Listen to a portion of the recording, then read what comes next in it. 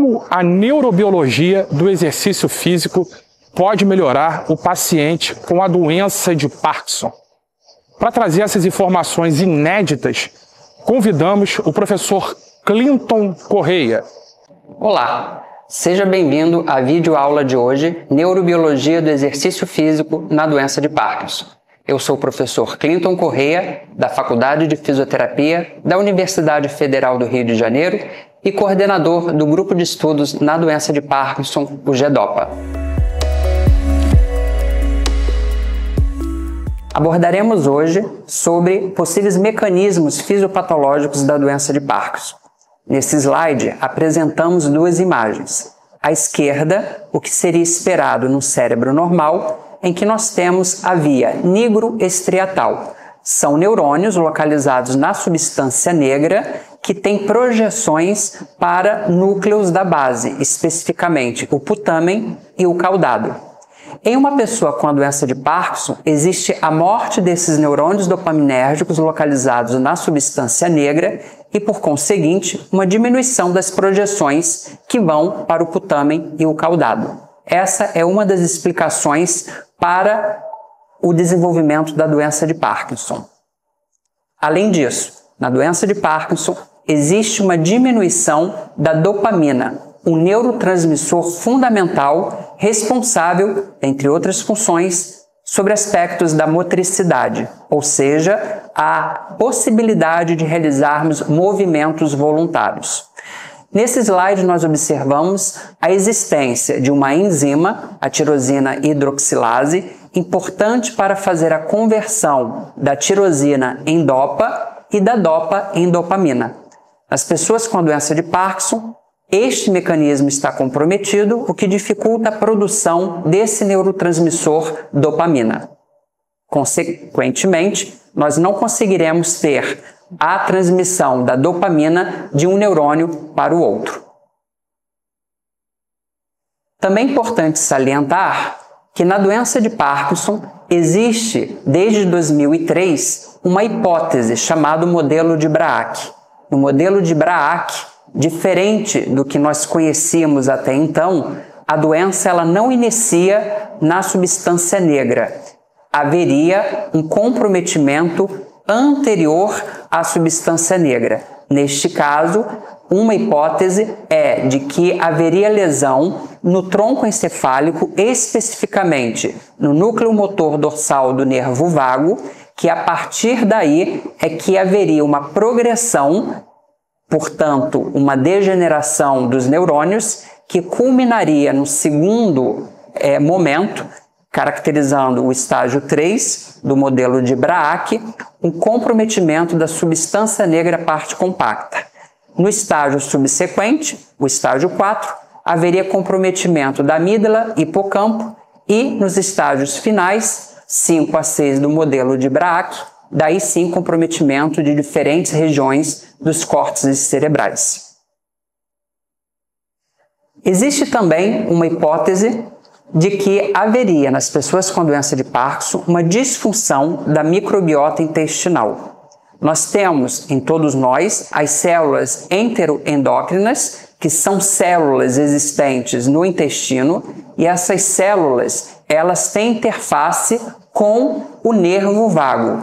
Uma vez que ocorre disfunção desta microbiota intestinal, por exemplo, por liberações de toxinas além do normal, essas células enteroendócrinas teriam uma disfunção e essa disfunção causaria um mau enovelamento de uma proteína existente em todos nós, a alfa-sinucleína. Esta proteína mal enovelada causaria, então, uma disfunção sistêmica, pois ela seria carreada até o sistema nervoso central pelo nervo vago. Então, temos aí uma outra hipótese que pode justificar o desenvolvimento da doença de Parkinson.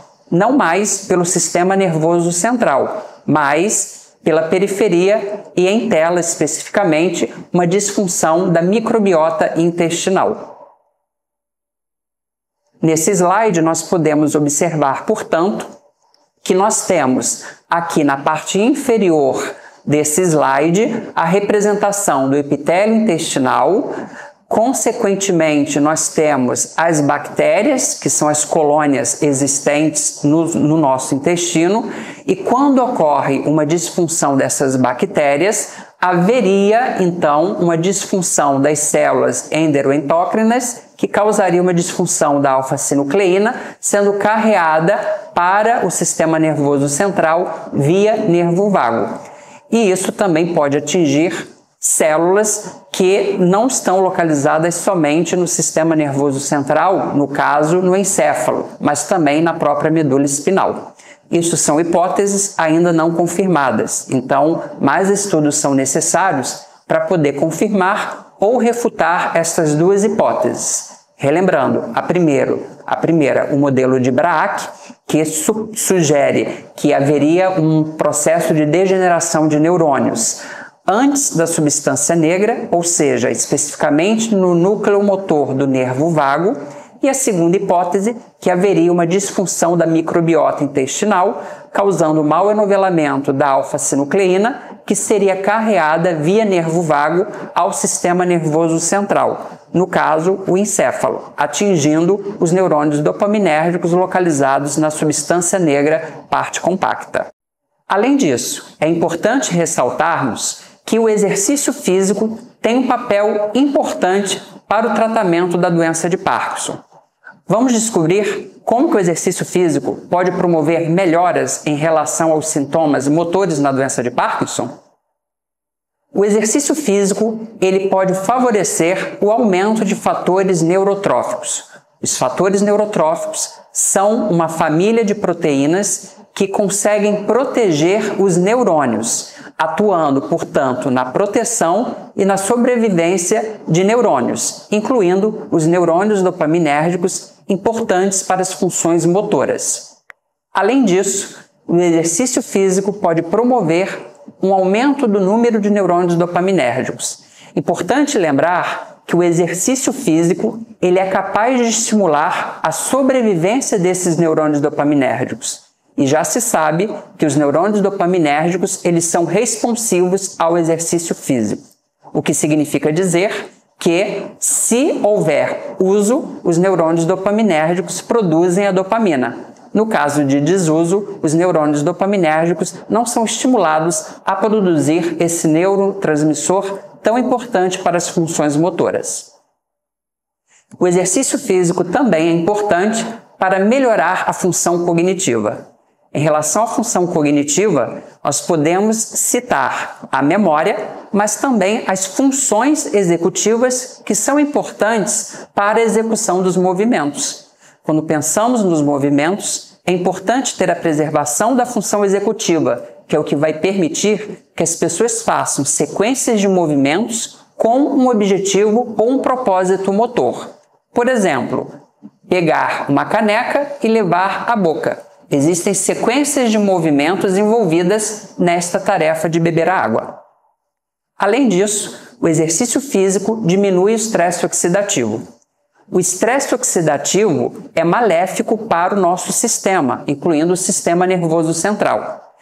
Mais estresse oxidativo significa mais morte de células e, no caso, mais morte de neurônios dopaminérgicos. O exercício físico, ele possibilita o equilíbrio entre neurotransmissores.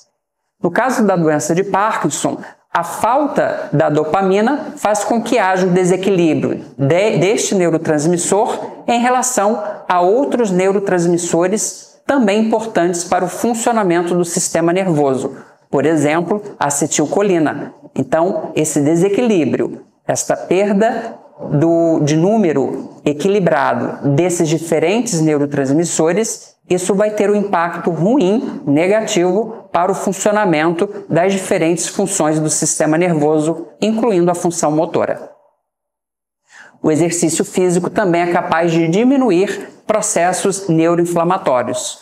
Nós sabemos que a neuroinflamação traz prejuízo para as funções executadas pelo sistema nervoso. Mais neuroinflamação, menor desempenho do ponto de vista funcional e, especificamente, na aula de hoje, sobre as funções motoras. E o exercício físico melhora a função motora. Nós sabemos que a prática de exercício físico melhora o desempenho. E o desempenho significa fazer com mais acurácia, com menos gasto energético, a função motora que as pessoas pretendem desenvolver. Seja as atividades mais básicas ou sejam aquelas atividades motoras mais complexas.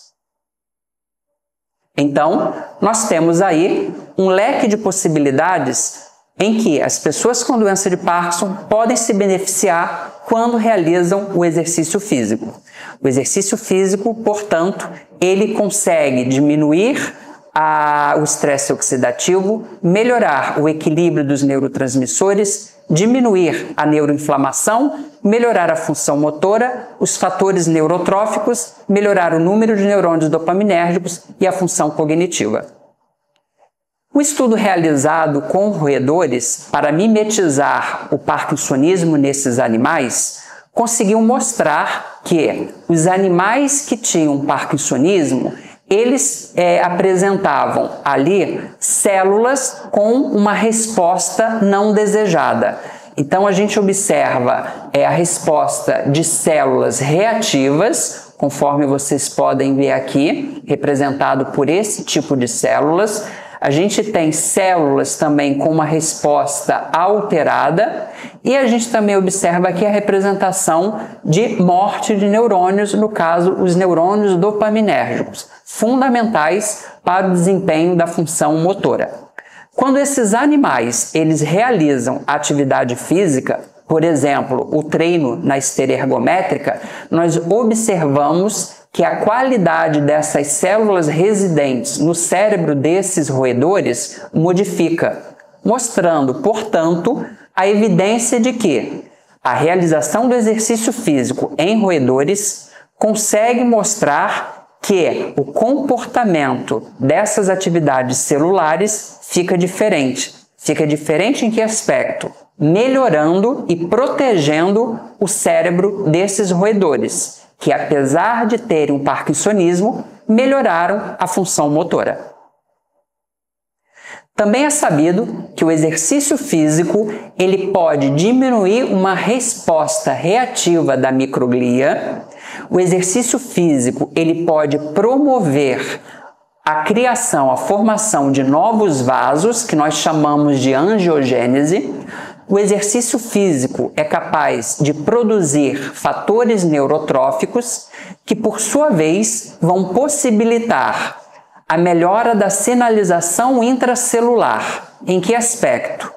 Impedindo a deterioração da função mitocondrial, impedindo o dano do DNA e impedindo a produção de espécie de oxigênio reativo. A espécie de oxigênio reativo é o que vai gerar radicais livres e que, por sua vez, vai gerar o que nós chamamos de estresse oxidativo. Por conseguinte, impedindo o dano celular, melhorando a função mitocondrial e diminuindo o estresse oxidativo, é possível melhorar o desempenho da síntese da tirosina hidroxilase, que é a enzima limitante para a produção da dopamina.